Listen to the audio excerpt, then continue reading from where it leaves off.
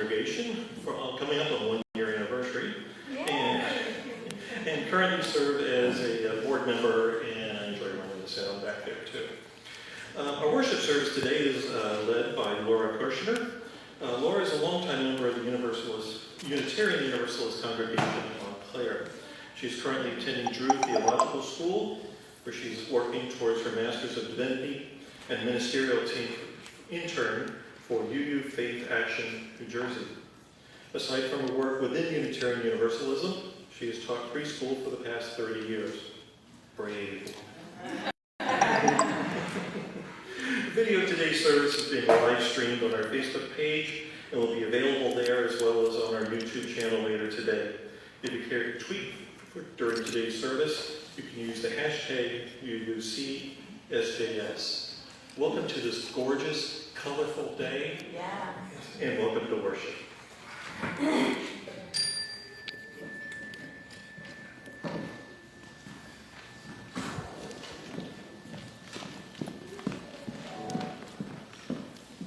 Good morning, everyone.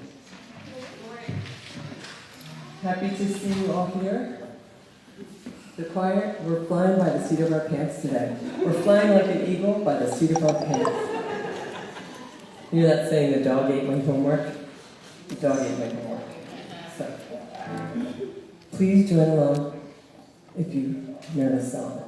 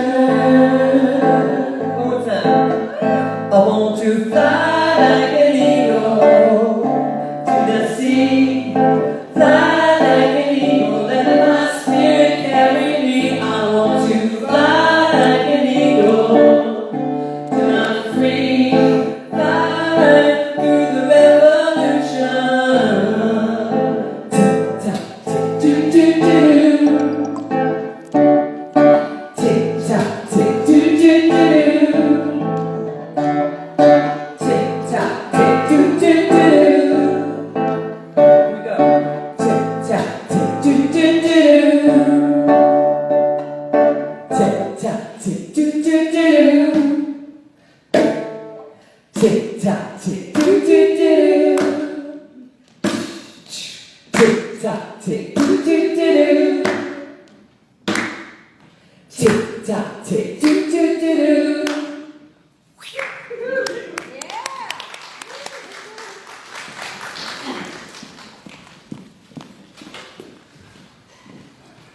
Well, that'll get you going in the morning, I won't. So, welcome into this place of healing. Welcome to this place of challenge and of growth. Welcome into this place of imperfection and aspiration. You are whole, you are holy, and you are wholly loved. Our chalice lighter this morning is Betsy Seawright. Good morning, Betsy. And please join me in reading the chalice lighting words contained in your order of service. We light our chalice, symbol of our faith, for truth sought through a questioning heart and an attentive mind, and for love pursued through obstacles inside and outside our own human heart, and for forgiveness in all it entails, the place where truth and love meet and merge. Please rise now in body or spirit to sing our gathering hymn, number 131. Love will guide us in your hymn. We'll be singing 1, 2, and 3. It's that kind of day.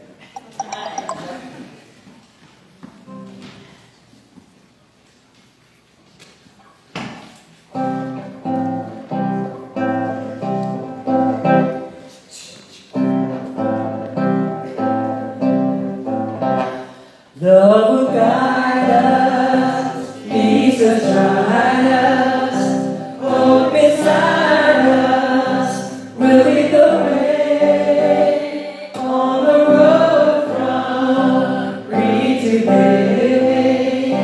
Love will guide us through the hard night. If you cannot sing like angels, if you cannot speak before thousands, you can hear from deep within you. You can change the world with your love.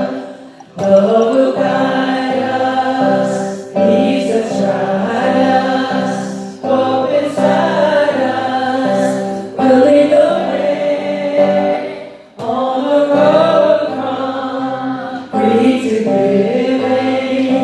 Love will guide us through the hard night. Love will guide us through the hard night. Love will guide us through the hard night.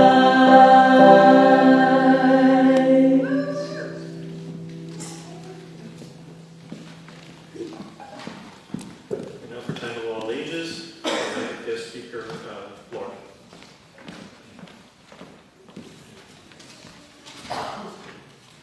Good morning. Good morning. Thank you for having me back. This is great. So beautiful here. So today I want to read you the story of One Grain of Rice. It's an old folk tale. There are disagreements whether it came from India or China, but the version I'm going to read to you today is by Demi, and it's the Indian folklore. Long ago, in India, there lived a Raja who believed he was wise and fair, as a Raja should be. The people in his province were rice farmers. The Raja declared that everyone must give nearly all their rice to him and store the rice safely, the Raja promised the people, so that in time of famine, everyone will have rice to eat. Each year, the Raja's rice collectors gathered nearly all the rice and the people and carried away to the storehouses. For many years, the rice grew well. The people gave nearly all their rice to the Raja, and the storehouses were full. But the people were left with only enough rice to get by. Then one year, rice grew badly, and there was famine and hunger. The people had no rice to eat or to give. The Raja's ministers implored him, "Your Highness, Let us open up the royal storehouses and give it to the people as you have promised. No, cried the Raja. How do I know how long this famine will last? I must have all the rice to myself. A promise or no promise, a Raja must have. He must not go hungry. Time went on, and the people grew more and more hungry, but the Raja would not give out the rice. One day, the Raja ordered a feast for himself and his court. As it seemed to him, a Raja should now and then, even when there is a famine, have a feast. A servant led an elephant from the royal storehouses to the palace, carrying 2 baskets full of rice. A village girl named Rani saw that a trickle of rice was falling from the basket. Quickly she jumped up, walked beside the elephant, catching the falling rice in her skirt. She was clever, and she began to make a plan. At the palace, a guard cried, "Halt! Thief! Where are you going with that rice?" "I am not a thief," Rani replied. "The rice fell from one of the baskets, and I am now returning it to the Raja." When the Raja heard about Rani's good deed, he asked the ministers to bring her before him. "I wish to reward you for your returning what belongs to me," the Raja told her. "Ask me for anything, and you shall have it." "Your Highness," she said, "I do not deserve any reward at all, but if you wish, you may give me 1 grain of rice." "Only 1 grain of rice?" exclaimed the Raja. "Surely you will allow me to reward you much more plentiful, as a Raja should." "Very well," she said. "If it pleases your Highness, you may reward me this way. Today, give me a single grain of rice. Then each day for 30 days, you will double the rice you gave me the day before. Thus tomorrow, you will give me 2 grains of rice, and the next day, 4 grains of rice, and so on for 30 days." "This seemed like a modest reward," said the Raja, "but you shall have it." And Rani was presented with a single grain of rice. The next day, she was presented with 2 grains of rice. The following day, 4 grains of rice. On the 9th day, she was presented with 256 grains of rice. She had received in all 511 grains of rice, enough for a small handful. "This girl is honest, but not very clever," thought the Raja. "She should have gained more rice by keeping what fell in her skirt." On the 12th day, she received 2,048 grains of rice, about 4 handfuls. On the 9th day, she received 4,096 grains of rice, enough to fill a bowl. On the 16th day, she was presented with a bag containing 32,768 grains of rice. Altogether, she had enough rice for 2 bags. This doubling adds up to more rice than I expected, thought the Raja, but surely her reward won't amount to much. On the 20th day, Rani was presented with 16 more bagfuls of rice. On the 21st day, she received 1,048,576 grains of rice, enough to fill a basket. On the 24th day, she was presented with 8,388,608 grains of rice. I did read that properly, I think. Enough to fill 8 baskets, which were carried to her by 8 royal deer. On the 27th day, 32 bronze bowls were needed to deliver 64 baskets of rice. The Raja was deeply troubled.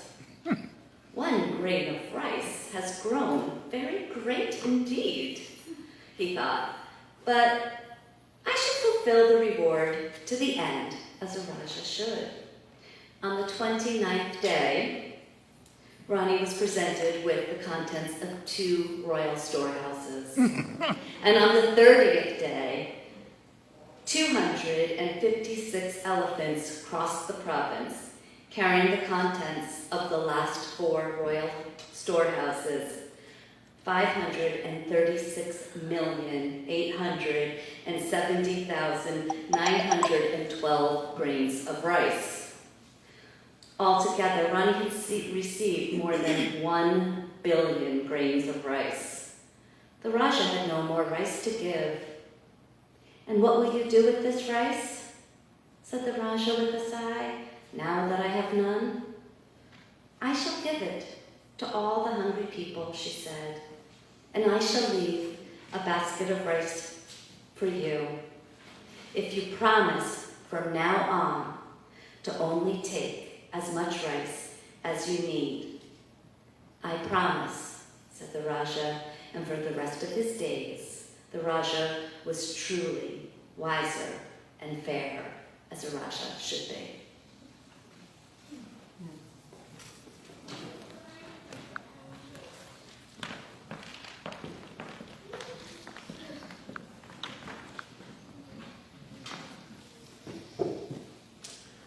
So we will now light the religious education lantern.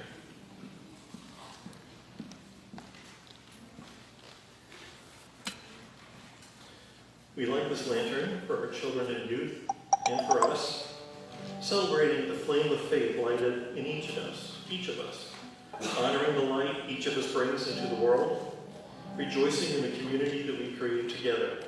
The children will now collect donations for local food pantries, animal shelters, and the Coalition Against Rape and Abuse.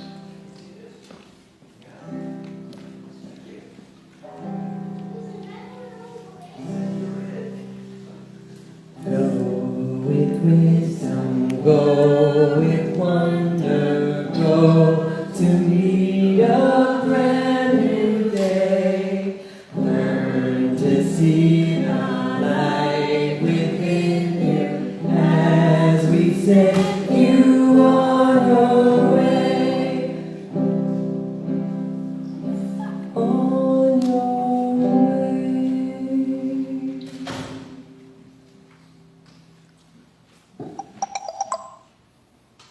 A book is provided in the foyer in which you're invited to write whatever joys and sorrows you would have as you enter. I will now read what you would share. From Betsy C. Wright. On Saturday, October 29th, there's an early morning fire at Apache Court in Society Hill, Galloway. 18 apartments were heavily damaged or destroyed. One of them belongs to Jerry McCluskey, one of our members. She has been relocated by the Red Cross to a place in Egg Harbor Township. She was able to get some of the things from her water-damaged apartment. She may need some help from us along the way. She will certainly benefit from our caring thoughts and encouragement. Her phone number is in our directory. I encourage you to reach out to her. Thank you for letting us know, Betsy. From Jack, grateful to be well enough to attend services. Welcome, Jack. Amazed at the care and concern of the healthcare workers who took care of him. Also grateful to the congregation for all the love and support sent our way during our difficult time. Thank you from Miriam Nemes. And one for myself, a concern. My 91-year-old mother had a fall this week and she's been in the hospital. She's going to be okay, but she's going to have to go to a rehab facility for a while. It's going to be tough. So any thoughts and prayers there, I would certainly appreciate. And also an appreciation to my sister, Emily, who has pretty much become her full-time caretaker. So thank you for your joys and concerns. Let us be in the spirit of prayer. Blessed and holy creation, universe of wonder, mystery beyond definition, we share today our joys and sorrows. Our hearts are touched by this shared ritual and we are connected. We hold in our hearts this morning the people of Ukraine as they continue to defend themselves against an unprovoked attack.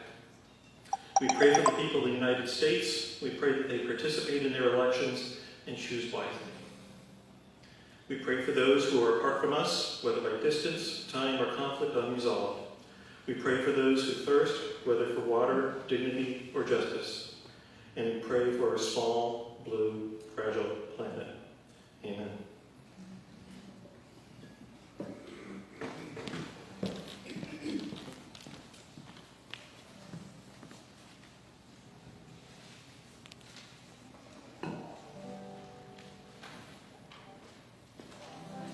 I believe this is Joys and Concerns here. Pebble drop.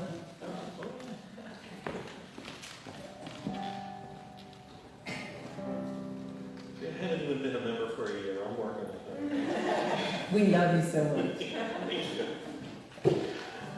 Okay. Each week, we take up an offering for the support of this congregation, and often for the support for others who are working for a better world. It is also for ourselves that we make an offering. We're not doing the offering though, we're going to do the pebbles and the concerns, and we're going to drop little pebbles in this, and I'm going to play a pretty song. Okay.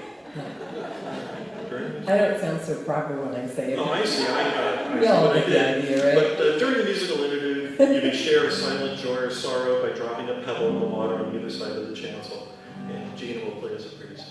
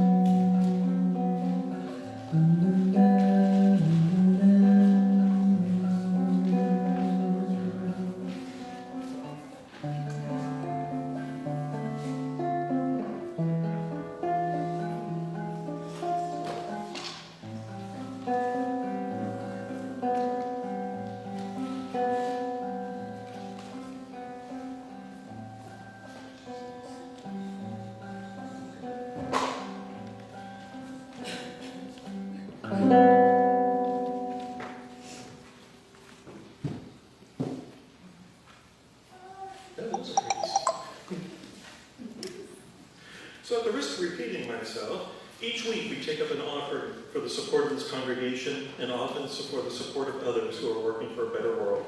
It is also for ourselves that we make an offering. In this way, we remind ourselves of our own generosity because the act of giving something away is a tangible way of acknowledging the gifts that we've been given.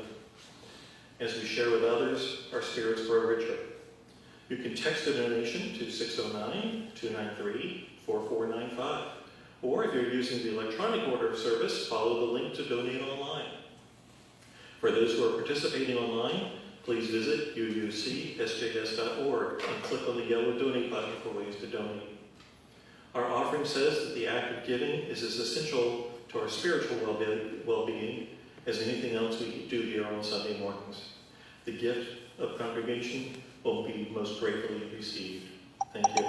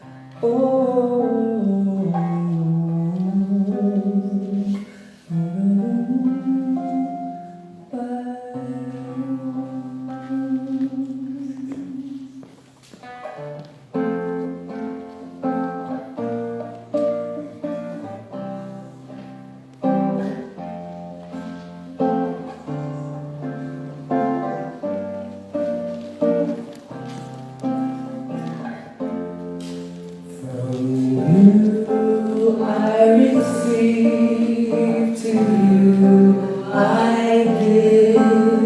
Together we share, and from this we live.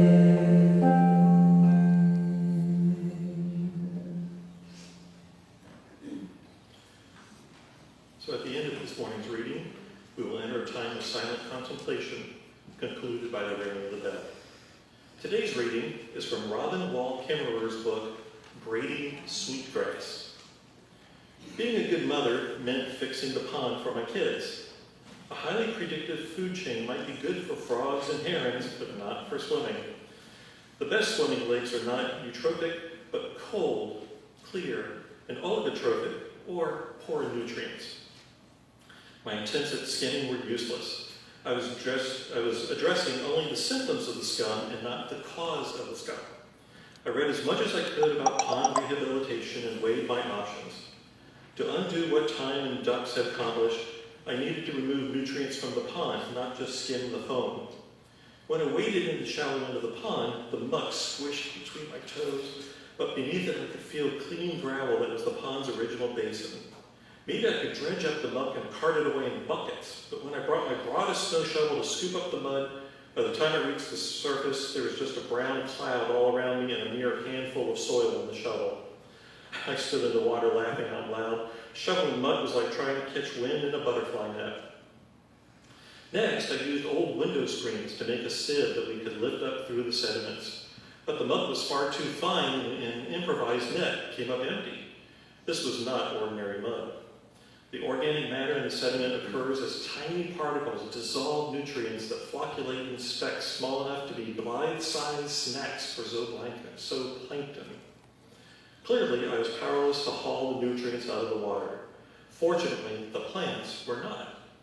A mat of algae is really nothing more than dissolved phosphorus and nitrogen made through the alchemy of photosynthesis.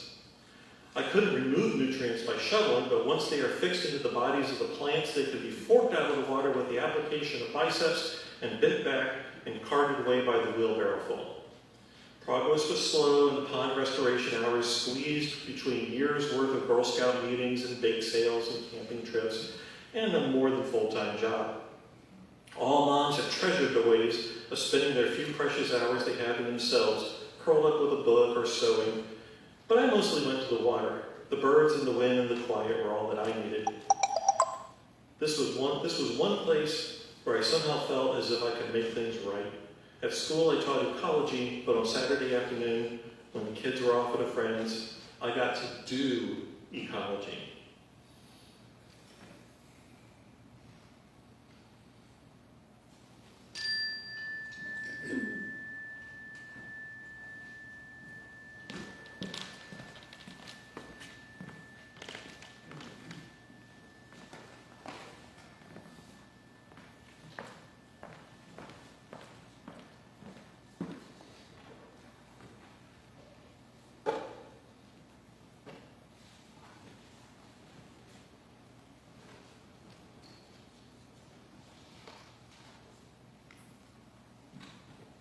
Good morning again. Good morning. Good morning. So one Friday evening in mid-spring, I came home from work, plopped myself down on the bed and started flipping through Facebook. A woman from one of my town gardens groups had posted about seeing lanternfly nymphs in her roses. She said she and her son had been catching the nymphs with a bazooka. After I finished flipping through Facebook, I headed outside to my garden to deadhead the peony plants. When lo and behold, I saw some nymphs. I quickly caught them in the container. I looked up how to kill them. If you're wondering, it's equal parts of Dawn dish soap and water, and you drown them very quickly. So I killed the nymphs. I looked around my garden. I didn't see any more. And so I figured the yard was clean. I had done my part in getting rid of these dreaded lanternflies. I was good. Saturday morning came. I had planned to trim the lilac trees. When I got to the trees, I looked up and there were hundreds of nymphs in the branches. A little freaked out, I ran inside and looked up what this bazooka thing was. I could order one on Amazon. It would be there the next day. But I had planned to work on my garden today, on Saturday. Not a problem. Surely Google had another solution for me. And Google said I could shop vac them. I had a shop vac. Got my shop vac, put some water in it, put some Dawn dish soap, went outside, had the extension cord, plugged it in, put the hose up to the tree. I was ready to suck these guys up. Turned it on, and the vibration made them all scatter. Now, I wasn't really too worried about what my neighbors thought. They're kind of used to my crazy antics. And it wasn't a total loss. I did catch about 24. But what to do next? So I ran to my local nursery. I said, do you have a bazooka? Or anything else that would catch these little nymphs? And with a snicker, they said no. So I went home and ordered a bazooka to arrive the next day, Sunday. Now, Sunday morning, Charles Laughlin and I were preaching in Central Jersey. And as we headed south and exited off the turnpike to a much more rural area than Essex County, the number of trees and the possibility of the number of lanternfly nymphs that could be hiding there did not escape me. There had to be like, what, a gabillion? But, so what were the 200 in my yard gonna do? But, you know, I was gonna catch them. I got home that afternoon and my bazooka was waiting for me. And just in case you wanna know what it is, it's not a lightsaber. But there it is, right? And it's very powerful. You click it on your hip, you point it at the nymphs or the whatever bug you want to get rid of, you press this button and a little puff of air sucks it up. So, there you go. How many can you get in one shot? It depends. When they're little, like the little teeny ones when they first hatch, you can get like 3 to 10. As they get bigger and they jump and the flies, it might take a couple. And I probably should have stepped on some of the flies, but you know, I had my little obsession going on. How do you empty it? You take this off, and I had what I called my jar of death, which was a mason jar with Dawn and water, and I would just empty the little flies in, stick it back on, and go out. I was busy this summer.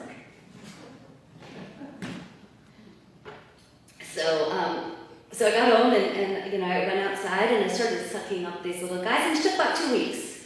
And my tree was clear, and I'm feeling really good, but I knew there were more out there. So my house is clean, and something called me to go behind the garage, a place I don't frequent.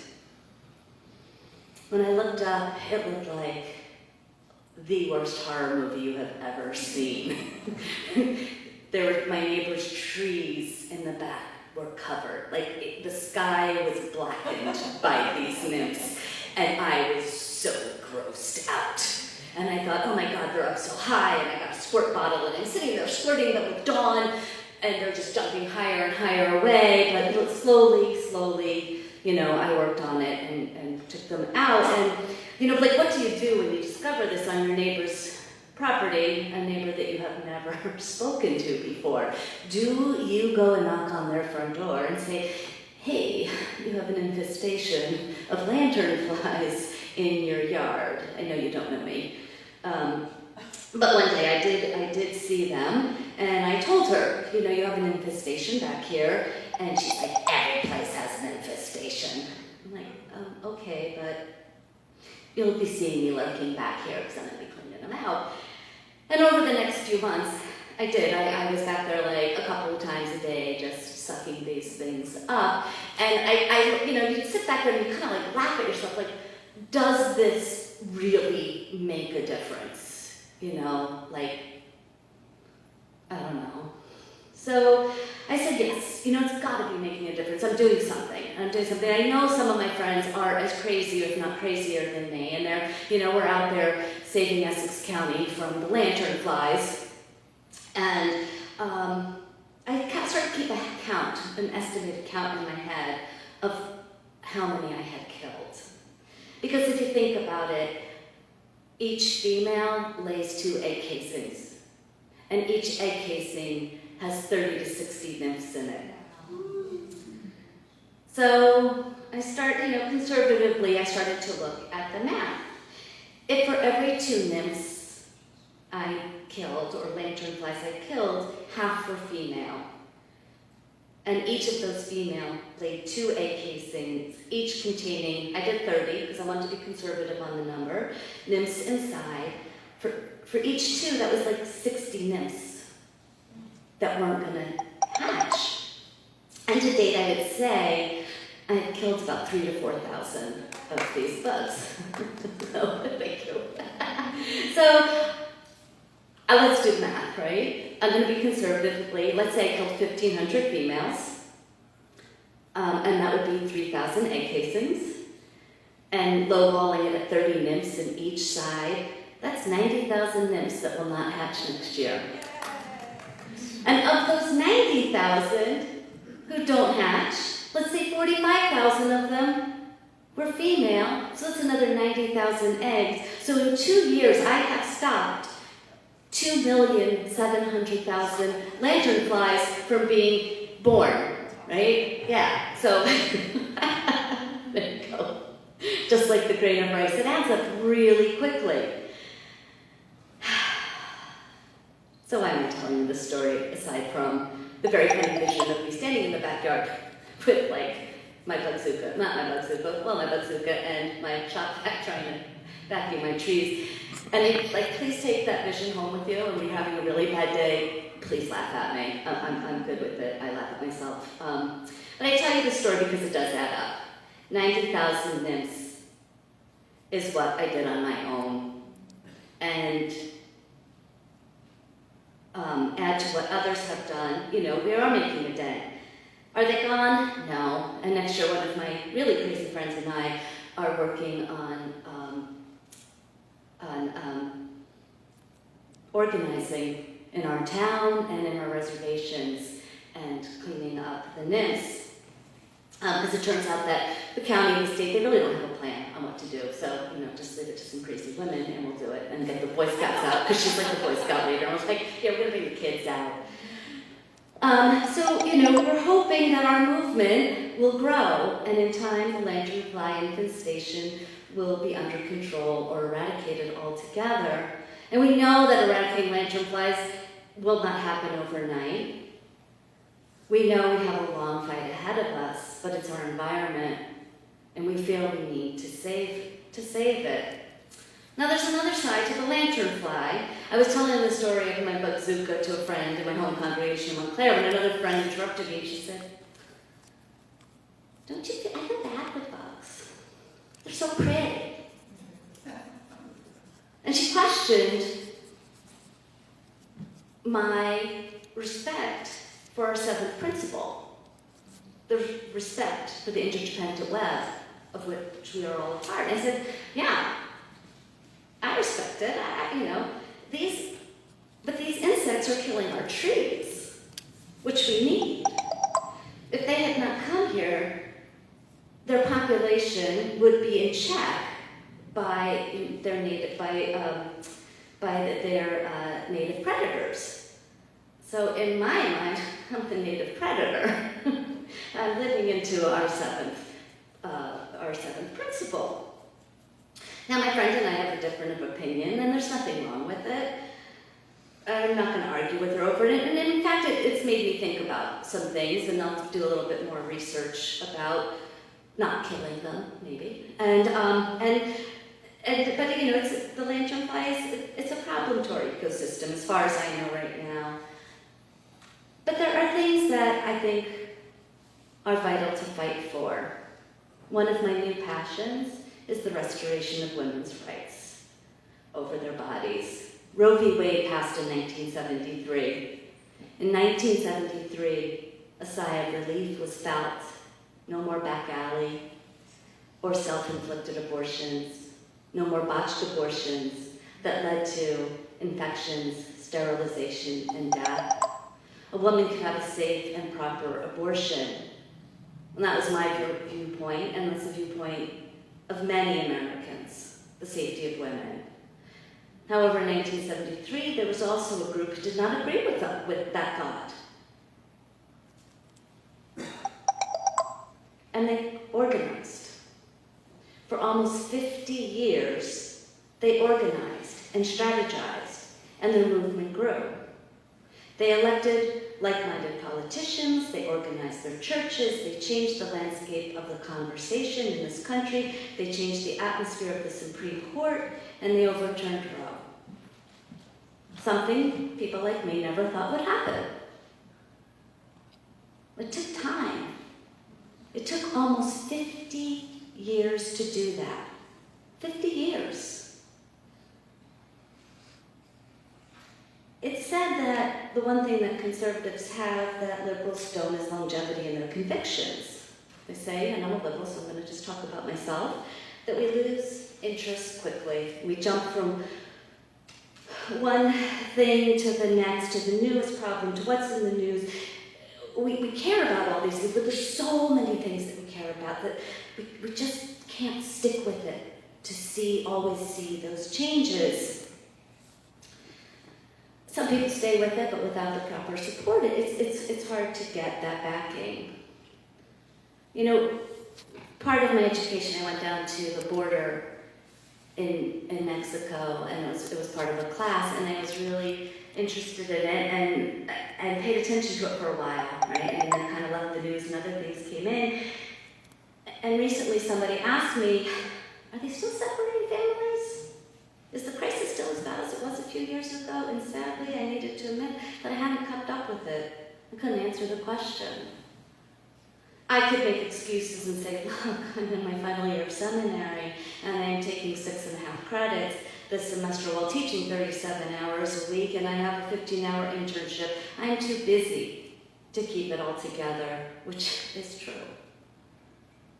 But don't I also have an obligation to live into the first and second principles, the inherent worth and dignity of every person, and justice, equality, and compassion for human relations? I do. And so like many other people, my passion for justice stays the same, but my focus, unfortunately, fluctuates. This is a problem I need to fix quickly. There's so much to be done. There's environmental justice, and really without a viable planet, what else matters except that as we're living on this planet, we want and deserve to end wars, end poverty, end racism, anti-bias hate. We want reparations, we want police reform, we want prison reform, and we want fair and just court systems. We are tired of seeing our children and our teachers gunned down in their classrooms. We don't want to go back to back alley abortions. I could go on and on and on and on, but it is a beautiful day out, and we all want to go out and enjoy ourselves. So I'm just going to put a little plug in because my internship is with UU Faith Action New Jersey. So, I got to do it. So for UU Faith Action New Jersey, we have 7 task forces working tirelessly for change. They are criminal justice reform, environmental justice, gun violence prevention, immigration, reparations, reproductive justice, and FAIR, which is our student-led task force. They're working towards incorporating anti-racist education in New Jersey and Pennsylvania.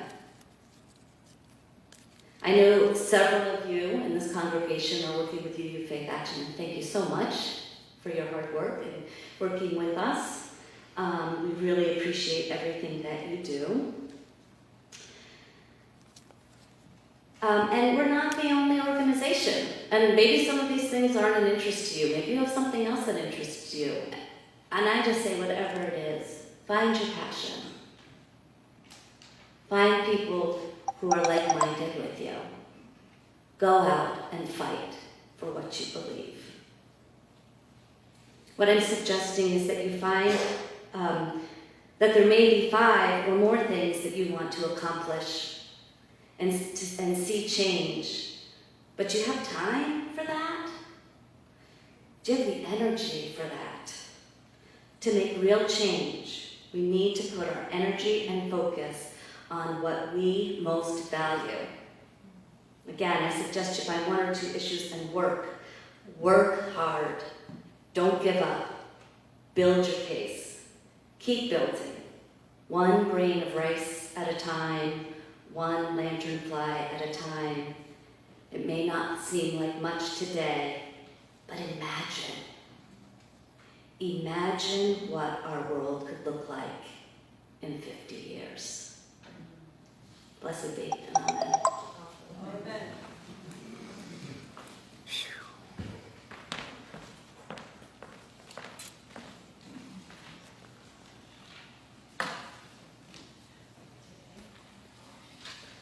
I invite the choir to come up. We're going to sing Wade in the Water together. And the words are in the book if you want to look. But we're going to sing the melody slightly different, like we did last time.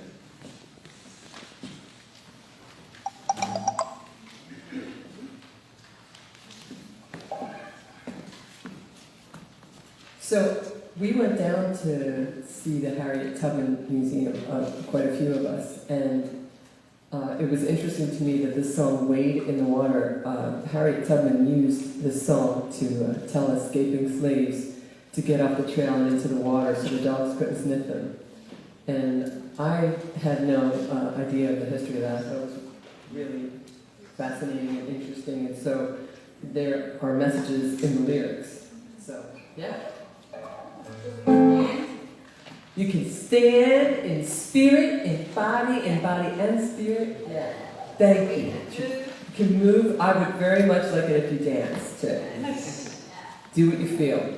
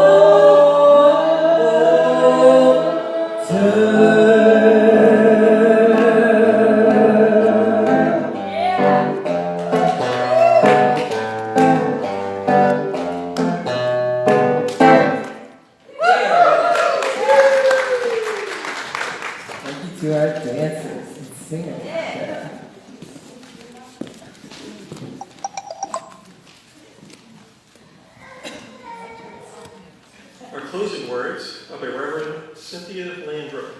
Be true, be well, be loving. We leave this gathered community, but we don't leave our connection, our concerns, our care for each other. Our service to each other, to the world, and to our faith continues. Until we are together again, friends, be strong, be well, be true, be loving. Let's read the words together for extinguishing our chalice. We extinguish this flame, for God will light the truth, the warmth of community, or the fire of commitment. These we carry in our hearts until we are together again. I'm going to change up the last song. There's a song we didn't get to, so I invite the choir to come up, and we're going to do a new song that came through. I'm calling it I Am the Change. The lyrics are under the response, and we're going to sing it for you once, and you are welcome to sing it the second time around.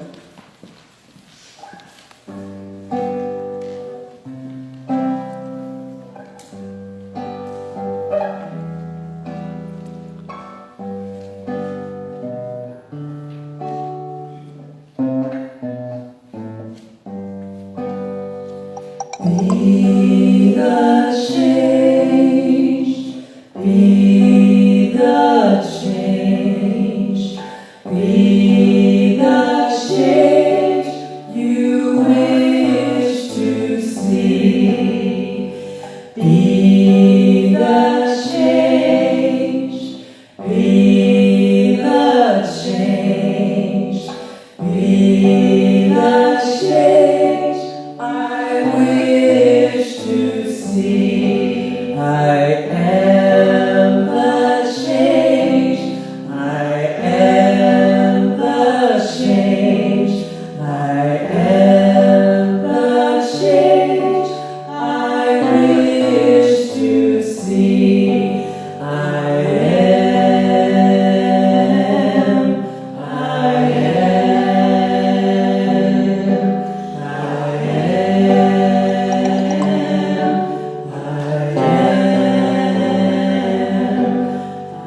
be the change, do it again. Be the change, be the change you wish to see. Be the change, be the change, be the change I wish to see. I am the change. I am the change. I am the change I wish to see. I am. I am. I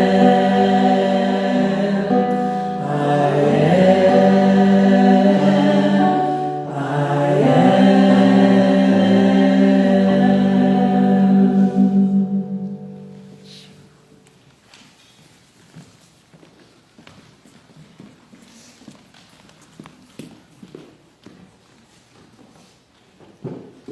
So there are a few final announcements this week. If you're coming to the auction next Saturday, and we hope you are, please bring snacks or drinks, finger food only, and drinks include soft drinks or wine. Did you say wine? I did say wine. Just making sure. You can preview the auction items in the catalog that was emailed to members and friends on Friday evening. The catalog can also be found on the UCSJS website. A limited number of black and white photocopies of the catalog are available today at the membership table in the lobby. That's from Judy. And I asked and I found out that we will be able to accept credit cards and debit cards. So don't let your money in your pocket limit your bidding. Okay? Just whip out that card and charge it. So please come to the auction. We're going to have a lot of fun. The Faith Action Fall Issues Conference will be held on November 12th, Saturday, at the Morristown UU Fellowship between the hours of 10 and 2. If you're interested in accompanying our members there, We would have to leave at 8, so contact Janet Longo for more information on that. Gina is inviting all congregation members to please share a beloved or favorite recipe for the upcoming November 27th service. And you can email your recipe to music@uucsjs.org.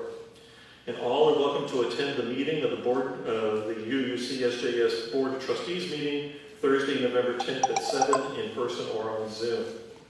So please stay after the service to help set up tables for the auction next Saturday for 6:30. We need all able-bodied people to do this, so it'll go quickly. And also join us next Saturday for Cynthia Javinsky's speaking on the Salem witch trials, the dangerous power of conspiracy theories then and now. Between 1692 and 1693, the tiny village of Salem, Massachusetts bore witness to a tragic and shameful chapter in American history, the Salem witch trials. An event leading to the conviction and execution of 19 innocent people, mostly women, accused of witchcraft, a crime punishable like death. What role did conspiracy theories, easily spread falsehoods, play in the mass hysteria that led the travesty at Salem in 1692? Can these theories be blamed for fanning the flames of countless other acts of mass societal injustice, such as the McCarthy hearings in the mid-20th century, the Red Scare, or the January 6, 2021 insurrection, the Big Lie? It's been over 300 years since the witch trials. Have we learned anything?